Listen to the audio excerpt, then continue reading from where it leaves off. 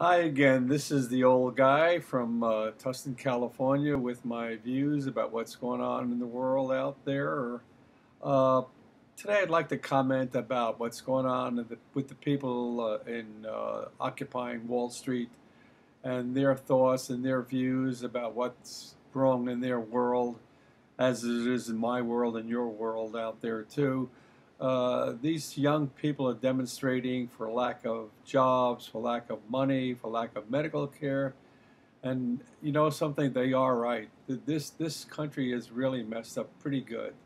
And thanks to the politicians, and thank you also to the big corporations. You know, it's always I always wondered about these corporate icons out there who took all of our production work and moved it offshore. They call it outsourcing. Thank you very much.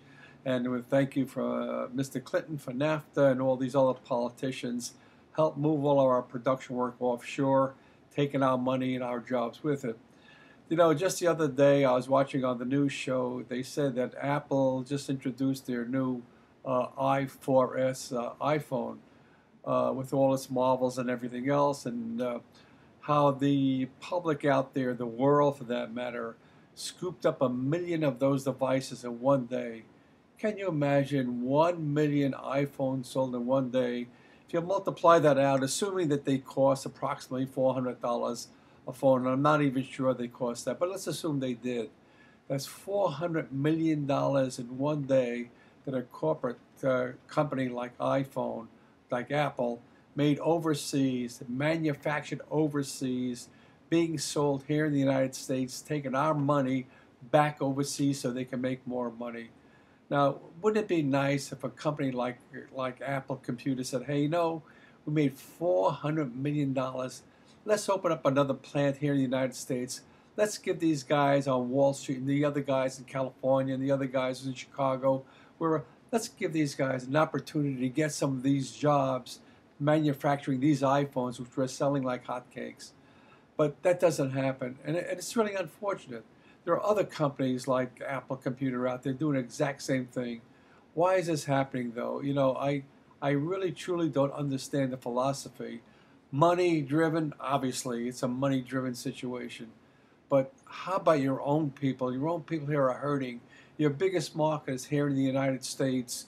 Why not give your marketplace a chance to make some of that money back so that they can keep buying more of your product? It seems that the corporate identity doesn't allow for that to happen. You know, made in the United States is not a bad thing. I happen to think it's a great thing. One of these corporate icons is going to wake up and say, "Hey, let's give our people a chance to make some of this money that we're making out there." But they don't do that, and I really don't understand that. You know, there's an old word that was used many, many years ago, and I think they ought to come back. The politicians ought to start thinking that way. It's called protectionism. Politicians don't want to say that word. It's a nasty word.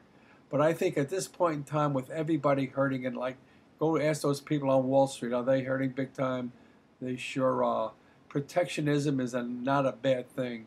I think it's a good word to be using right now. We need to be protected. Americans need protection also, not just the rest of the world.